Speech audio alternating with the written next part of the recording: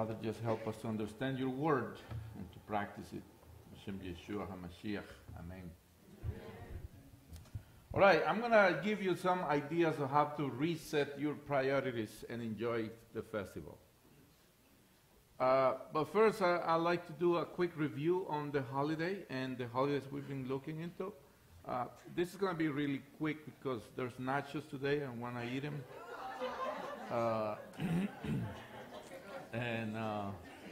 But any question you might have after, we can talk after the nachos, of course. And that was thanks to Dan, who reminds me that there were nachos today, not supposed to be here more than 2 hours. So I'm going to concentrate all this 2-hour sermon I had into less than that. Let's talk about. I gave a small class in the Sukkah last week. It was what, Wednesday? Wednesday, and I was just giving you some tips about what we've been doing.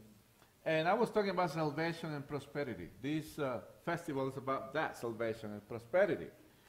There are many Midrashim studies of the Bible online, and these are regarding any topic possible for the fall biblical holidays or fall Jewish holidays. And they are very popular online. I mean, you can see many of them. I mean, there's many traditional rabbis and messianic rabbis, and they're put together beautifully. All these explanations are amazing. But of course, the more popular topics right now, lately, is about the traditions of Sukkot. There are many, I mean, there are like 15, 30 traditions you can look into. It depends on where the Jewish people are coming from. And so I was explaining to you in the Sukkah about that what we do is probably from the Lithuanians, Polish, Russians. Why? Because the majority of Jewish people in Holy Land, Brooklyn, New York, are from those places. They are from those places, and so you can rely on those traditions, you know. And so, and our rabbi, Scott Secular, he is from. Originally, his family were from Russia, so his principles and his customs, his customary things and culture is from those places. And besides, he was part of the Reform Temple here in Atlanta. So that's why you see these beautiful mixtures of traditions and things. I, my part, was learning from the Sephardim and from some Ashkenazim from Chabad as well. And, but, you know, I was trying to look into these traditions and Rambam and his work Guide of the Perplexed, written in 1185, 90s, something like that. That's many years ago. He mentions the importance of read the biblical text in their original context and in the basic, simplest way. Or Pashat, which is one of the parties, interpretations in Judaism, which is the first level of understanding in Judaism. The Pashat is the literal meaning of the text. This is similar of what the Christian theologians will call in hermeneutics grammatical historical exegesis or the literal principle. That's what they call it for those who study theology in the theologian institutes. His base for this tome, the base of Rambam, is that even King Solomon, the wisest man ever, mentioned the difficulty to understand the meaning of the lulav and the etrog. So he never did a midrash on it, because it was impossible, he says, to understand it. There are some interesting midrashim to express the understanding of the lulav and the etrog. I will mention just a couple, probably the most popular ones. Leviticus 23:40 says, on the first day you shall take the product of hadar trees, branches of palm trees, boughs of leafy trees, and willows of the brook, and you shall rejoice before the Lord your God 7 days. And of course you've been probably hearing about not the lulav, but the etrog, what the origin is from, and so on. Midrash Vayikra Rabbah 30, for instance, mentions the idea of the four fruits to be represented by their smell and taste, and compare them with every Jew and their communities. The lulav, for instance, has no smelling, no taste. The lulav is the crown, or the top, of the palm called date. According to the Midrash, it represents a Jew who neither studies the Torah nor follows the mitzvot. This is a secular Jew. The myrtle, the harazim, has a good smell but not good taste. It represents the Jew who studies Torah but does not practice any commandment of the Lord. The willows, arabot or hoshanot, have no smell but good taste. It represents the Jew who does not study the Torah but practices any commandment he understands. The etrog tastes good and it smells good. It represents the Jew who studies Torah and practices the commandments. That's better than I, right? We study the Torah, we practice every commandment. Amen. So just like the four species, is it species or spices? Huh?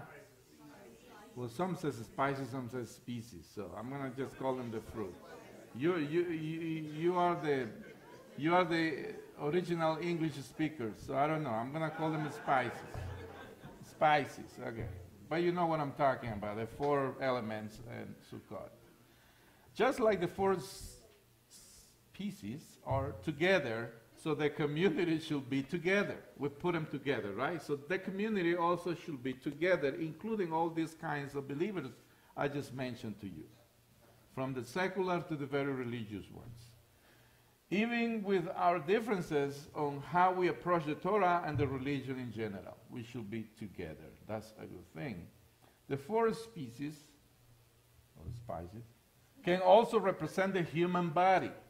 The lulav is like the spine, the willow looks like our mouth. A good reminder of not to practice Lashon Hara. The myrtle looks like our eyes, a good reminder of to be careful what we see. And the etrog represents our hearts, a good reminder of what we're going to put in our hearts. Now, keep in mind that in ancient times, the hearts represents also the mind. What we put in our minds are very important. Rambam comes with the idea of the importance to consider the historical events of the four species before to consider any midrashim. Again, the simple form of any parsha will give us the basic and fundamental meaning of the biblical text.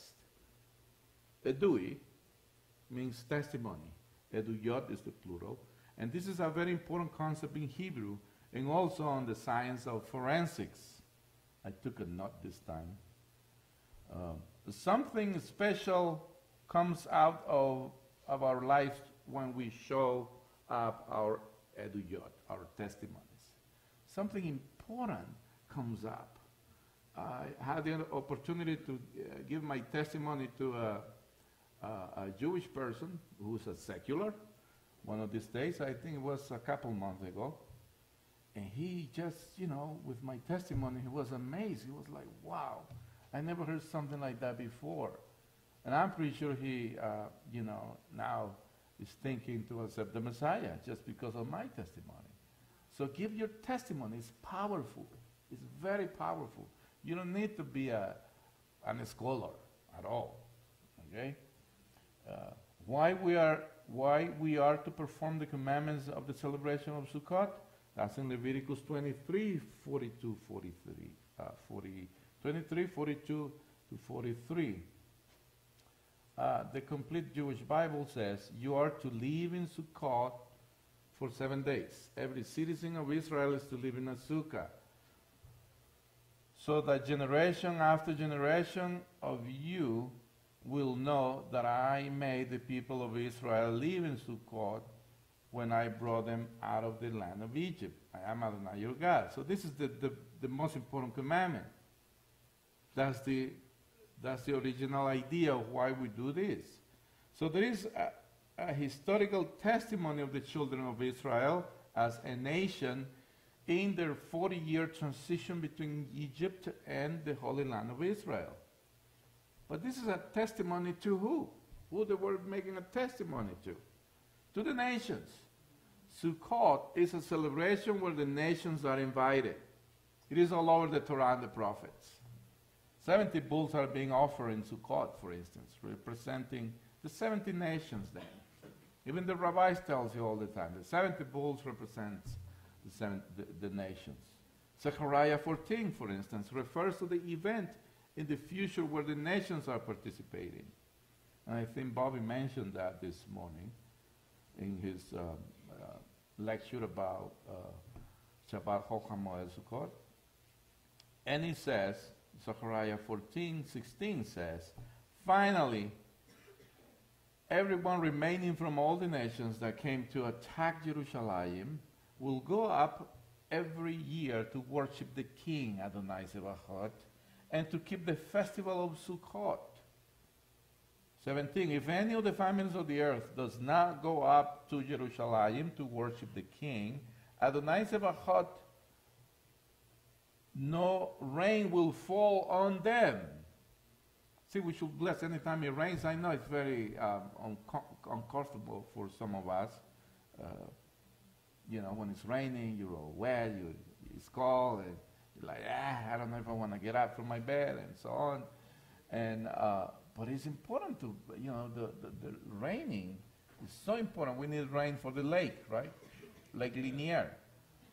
I love to take my long showers, but, I'm trying not to do it. If the family, 18, it says, if the family of Egypt doesn't go, besides that, I'm going to make a parenthesis, rain is connected to Sukkot all over. And the fruits of everything that comes from earth should be like the roof and so on. I mean, the rabbis go on and on in the Mishnah and some Midrashim and the Talmud, they go on and on how to do that. Everything is connected to the earth. And even when we do the blessings, we connect earth and heaven together, reminding the covenant and so on. And we shake the lulav, to the four corners of the earth, inviting the nations in. So 18, if the family of Egypt doesn't go up, if they refuse to come, they will have no annual overflow from the Nile. Moreover, there will be the plague with which Adonai, Adonai will strike the nations that don't go up to keep the festival of Sukkot. This will be the Egypt's punishment and the punishment of all the nations that don't go up to keep the festival of Sukkot. So if they're not keeping it now, they're going to keep it eventually anyways. So rain is another important factor on Sukkot, an important element. We pray for rain in Sukkot. In Israel is the raining season. In ancient times, and even today, rain is important. Rain and water in general is connected to these holidays, and even the four species are depending on water, as I mentioned before. There are also rituals of water libation when the temple was up. Hoshana Rabbah, which is going to happen tomorrow, is so connected to the water libations. And you see Yeshua coming in right after it saying, I am the water. So it's just beautiful. Going back to the testimony, the lulav and the crown of the date palm tree help us to remember our journey to Israel in victory. Why? There is nothing in the desert but sand. But even in the desert, you can find life represented by the date palm tree. If you get a few of them, you can get an oasis.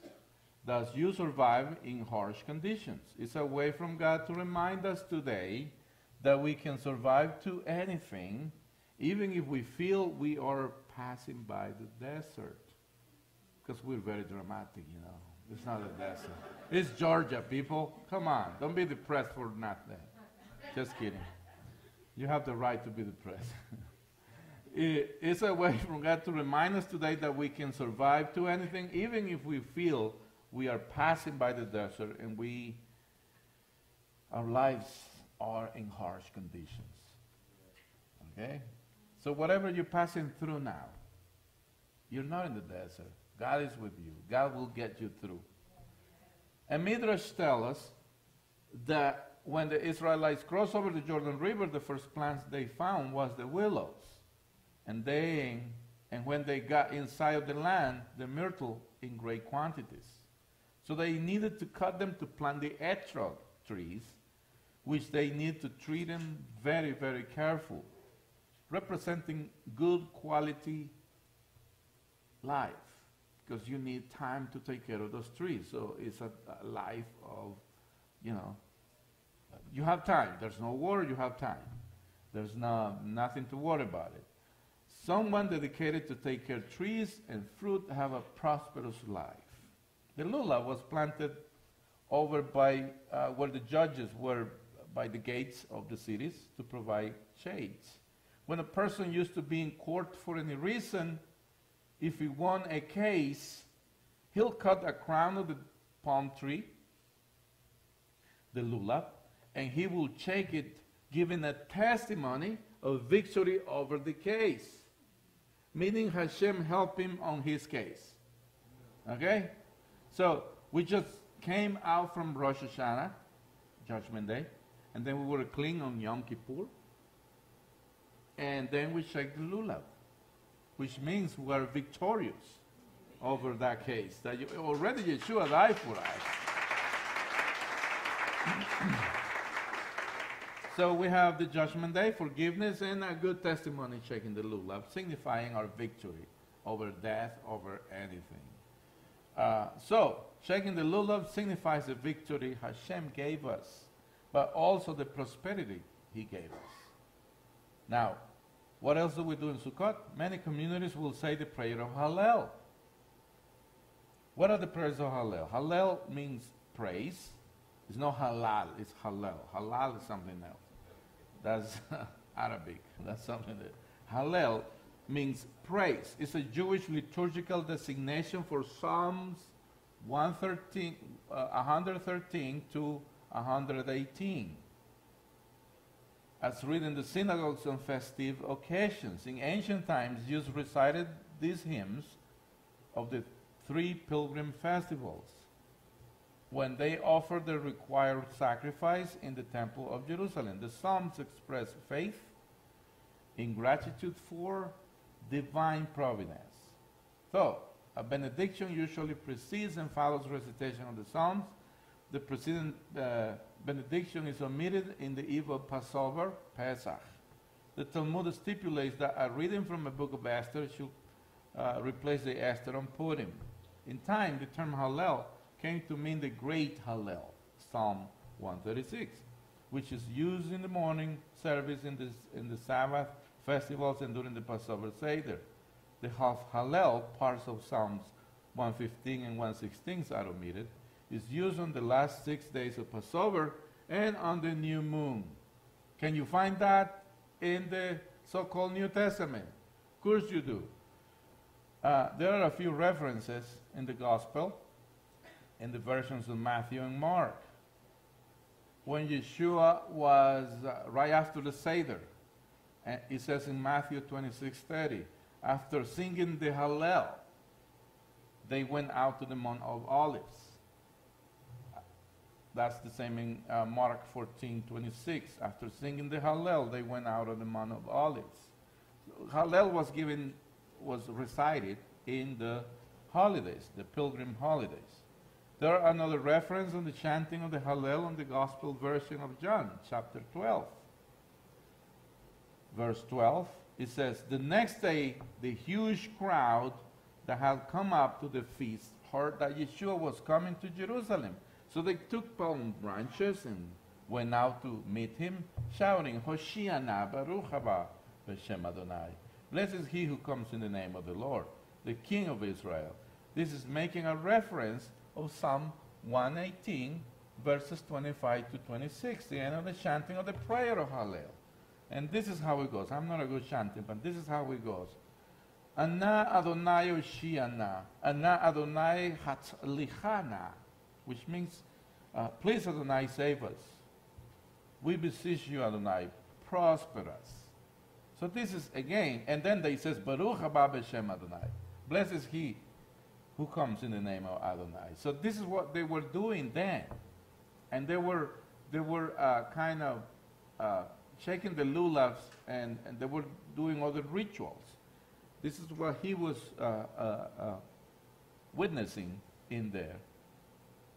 Now, you can find some other references in Matthew 21:9, 23:39, Mark 11:9, Luke 13:35, 19:38, and John 12:13. So let's stop right here. What is the message? What is the message of all of this? We need to be like Am Segulah Israel, a treasured people.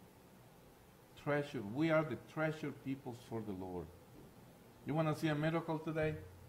Look at each other. Even if you're kind of boring or tired or whatever, look at each other. Just, I want you to look at each other. Don't feel, even if it is your wife. Yes, you can look at her. Or your husband. Just look at each other. That's a miracle, people. Every one of you are a miracle. Okay? Every one of you is a miracle. So, just like Israel, whenever they will check the lulav, will give their testimony for the nations, we as Messiah's believers need to continue the tradition, not just doing what we do in Sukkot, but also giving out our testimonies to the nations, to everyone out there, including our enemies. That's what we need to be. Bring that message. So that's the introduction, people. So, how to reset your priorities and enjoy the festival? There is a psalm that I wanted to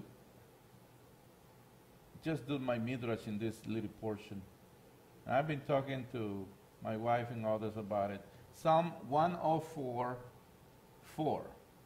In this version, it says, and this is a complete Jewish Bible, it says, "You make winds your messengers, fiery flames your servants." And I'm like, is that mystical? Well, how do you like today's technology? How today's technology moves? Radio waves, laser, some kind of waves on the wind, right? Some of them look like fiery flames if you look them with a different kind of technology or eyes. So technology today can be really amazing and annoying at the same time, isn't it? Just got a new phone and I'm still annoyed by it. I like it, but I don't at the same time. So just a few years ago, they said we were in the golden age of TV. Right? Remember that? It was a few years ago. 10 years ago, 15 years ago, the smartphones were not there. We have an amazing stuff in our hands lately. TV was, before, a few years ago, was the ultimate piece of entertainment for any American person or in any of the Western civilization, Western society. It was the best piece of entertainment ever made. We were able to watch those favorite networks for the diversity of peoples in USA. ABC, NBC, CBS, Fox, CNN, etc. All kinds of tastes. Then cable TV channels took over. USA, FX, HBO, Showtime, Amazon Prime, Netflix, Hulu, you name it. So many of them, right? When was the last time you went to and buy a newspaper? An actual newspaper? People don't want even to buy Bibles anymore. I still love paper, It smells good. That's the first thing I do when I buy a book. I smell it. And then I pay for it. So, when was the last time you visited a public library? Are they still there? Yeah, they use them probably for something else than books, right? Maybe public meetings or whatever, Now, since radio is also compromised and tends to disappear, now we have the podcasts. You know what the podcasts are? Some recordings that you can download in your phones and listen. Man, the record words and speeches are important talks are being moved to other kinds of devices. What about audiobooks? You like audiobooks? You can listen to books? I love to listen to audiobooks when I'm in the gym, when I'm driving in the great Atlanta area. You know, it's like talk radio. I really don't like talk radio. I don't care about your problems, people. I'm just listening to my books, whatever. I'm in an area where I need peace. I don't need to be excited and you know. So I'm like, I need to have a peaceful, especially when you're stuck on 85 or 285 or 29 or anywhere, you know, 78, whatever you're coming from, the 20, which is a mess all the time.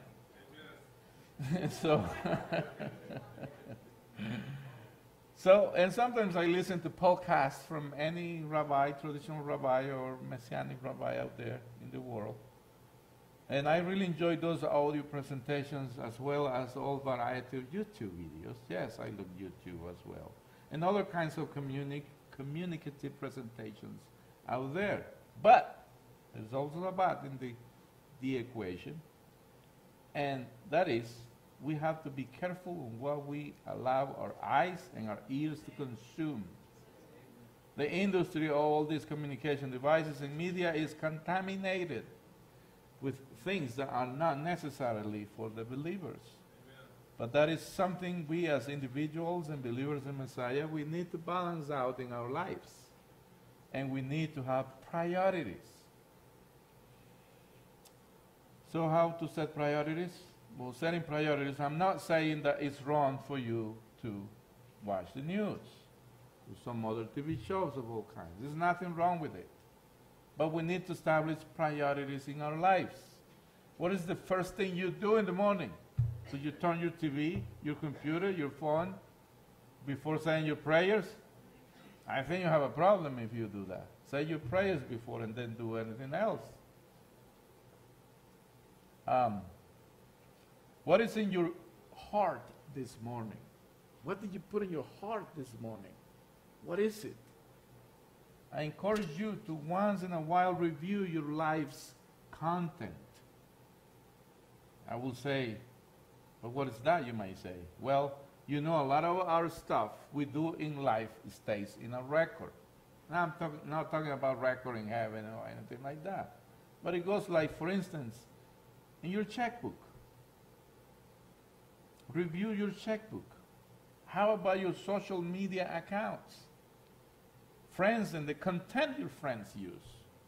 Family and how do you get along with them? Don't forget your Amazon account, your movies accounts, and so on. What are you been watching? What are you spending your money to? What are you been hearing and seeing? That's important. We're able to listen some good quality sound and video lately than ever before. And also we have so much easy access to anything. That means our kids as well. Nowhere in the history of humans before, our eyes and ears are being saturated of information, with a lot of materials, with all kinds of controversial content. But yet, even with our eyes and ears so full of information, sometimes we feel like we are barely scratched, not only the surface of the options available, but the information available. So how to set these priorities? They says that if you do the first thing in the morning for the next 5 minutes, you'll do for an hour or more. So whatever you start to do early in the morning, 5 minutes, force yourself to do that for 5 minutes. And then your life will change. There is nothing better than getting a good book, an actual book. Not a Kindle book or any other kinds of electronic devices. And it's even much better when we read the book early in the morning. When you grab, for His glory, when you grab your Bibles right after your prayers, Just when you are making the morning coffee, that's very important. Morning coffee. Yes, well, green tea, yeah, she's English. But anyways, or green tea, okay. So it's important to, get something nice to your body, right? Some teas got caffeine, you know that. Try to establish the Word of God as priority in your life every morning, and all your priorities will be set for the day. Do this in an actual habit. Our lives are full of habits, good and bad habits. The idea is to get rid of the bad ones and grab the good ones for our lives. Good habits are important in a daily basis. So I like to read a verse which makes me a little thoughtful. Let's read Ecclesiastes, another book that we read in the season of Sukkot. Ecclesiastes, or Kohelet 1:8. It says, everything is wisdom, some that one can express. But these two are more important, these two next verses. The eye is not satisfied with seeing, the ear not filled up with hearing. I'm like, oh my goodness, between this psalm and this verse, I'm like, okay, the waves are in the air, the wind is bringing this kind of things to us, to our homes, and then, it's just amazing. I like how the Jewish Publication Society translates the same text. The eye never has enough of seeing, nor the ear enough of hearing. The eye never has enough of seeing, nor the ear enough of hearing. Our societies have many, many issues that seem to be non-fixable. Thanks God we're not in charge. He is in charge. Some of you believe you're in charge, but think again. You're not. You're not under control of everything, okay? You should be in charge of yourself. And I'm not talking to the Martians, I'm talking to you. Do you think you're under control? If you feel you are in control of everything, you are delusional. One of those issues I was referring to before is the way we eat. Some rabbis have interpreted that the feeling of having plenty or have the feeling of satisfaction can lead us to a kind of spiritual rebellion. Have you realized when you are in a harsh times, it's when you pray more? Yeah. Have you? And when you're nice, having your nice shower, there's heat in the house, plenty food, you're like, Netflix, right? But also, while our tummies or stomachs feel satisfied when we eat, our eyes and ears are never satisfied, never satiated, never full, according to Kohelet, the book of Ecclesiastes. On the other hand, how many of us will ever have the opportunity to see the whole world? How many of us are going to have that opportunity in our lifetime to see every city in the European continent? Or even here in our country. Have you been in every part of this amazing country? Every city possible? Some of you work on those cities, but you don't really enjoy those cities as being a tourist, right? How many of us will ever be able to have the opportunity to watch every TV show possible, every newest movie, the latest series of any particular show out there, every classic film? How many of us will ever be able to read every great book that is being printed, or to visit every museum in the world? How many of us will ever be able to have the opportunity to hear every word of a loved one, especially those who are gone? How many of us will ever be able to have the opportunity to see and enjoy every little thing we love to do? Every sunset with the person you love. How many of us will be ever have the opportunity to see, smell, and enjoy different kinds of foods, different kinds of coffees, different kinds of chocolate, different kinds of wines or fruits? How many of us will have that opportunity even if we are able to see and to hear all of this, we'll never be satisfied.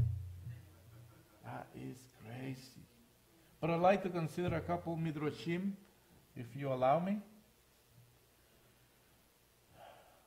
From this text, Rashi, for instance, I'm going to read this quickly.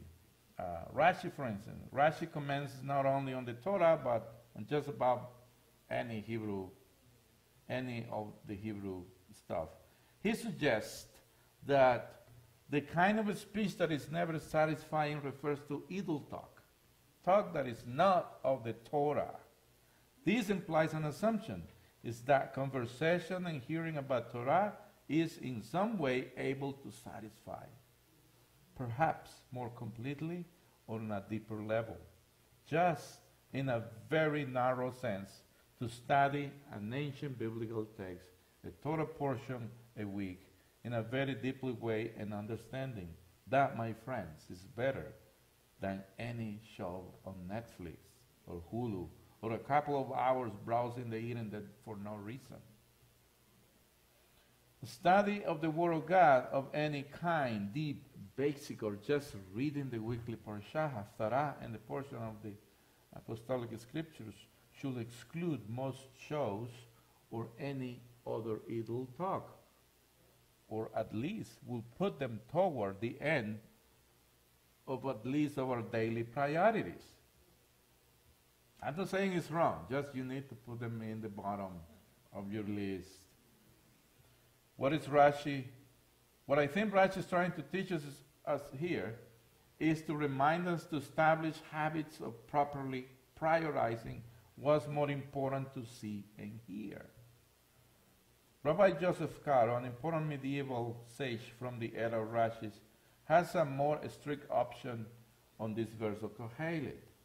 He suggests that a person can see things and hear things and always think they are new and amazing, when in fact, as Kohelet goes on to say in the very next verse, only that shall happen which has happened, only that occur which has occurred, there is nothing new under the sun. So the phenomenon of being amazed at things is in some way missing a larger point that nothing is really new. Nothing is really new. It's come newer for us, but it's not really new. So different from Rashi, Caro is saying in the end, seeing all these things doesn't really matter. In the end, it's a distraction from what's really important. Kohelet reminds us that two are better than one. When walking, when lying together, being together is important, and Kohelet urges people to enjoy life, as that enjoyment is often fleeting. Joy is important too. My approach to this verse is kind of simple. What is your motivation to do things? What is your motivation? Just ask before anything you're going to do, what motivates me to do this? And that will help you to research, again, your heart. What am I spending time in this stupid movie, for instance? And have you watched a movie that it seems important, but then you realize the main topic is not really important, and at the end it's so stupid that you're like, man, I spent 2 hours in this thing, and look how it ends. You know, it's like, oh my goodness. It's worse yet if you pay for it. I mean, come on. You gotta be careful what you put your money on. So ask yourself all the time, or better yet, what spiritual benefit this will cause to my family, to myself and to my family, my congregants. Some of you are Martians, but it's okay. What kind of benefit will bring to me so I can teach to others? Because all of us are teachers of the word, you know that. And priests. But let's not forget one of the main mitzvot of Sukkot. This is supposed to be the season of our rejoicing. It's not to see or to hear as much as we can. It's to be outside and enjoy the environment. Now it's raining, so let's enjoy just the fellowship area. But we need to recognize how fragile we are, appreciating the word as is. the whole world as it is. Having good food, having good conversation and fellowship with our brethren, just appreciating the creation of our Creator. That's what we need to do. Just enjoy our families and enjoy our peoples. But there is more proper ways for us, the believers, to use our eyes and ears. Our Rabbi Yeshua referred to his Talmudim ideas taken from the prophet Isaiah many years before his appearance in Israel. Reasoning and responding to the disciples on why he was using parables to teach. Matthew 13, 14, 16, I'm reading from the Jewish Bible. He says, that is, in them is fulfilled the prophecy of Yeshayahu, which says, you will keep on hearing, but never understand, and keep on seeing, but never perceive, because the heart of his people has become dull, and their ears are barely heard, and their eyes they have closed, so as not to see with their eyes, hear with their ears, understand with their heart, and do teshuvah, so that I could heal them. Have you done this during this season? We still are in process of teshuvah, you know that. Yes, we are rejoicing, but at the same time, it's still for you time to do teshuvah. But you, and he's referring to his Talmudim, therefore to us as well, but you, how blessed are your eyes because they see, and your ears because they hear. So, I'm going to end it up with this. I'm going to encourage you to do as Peter tells us to do.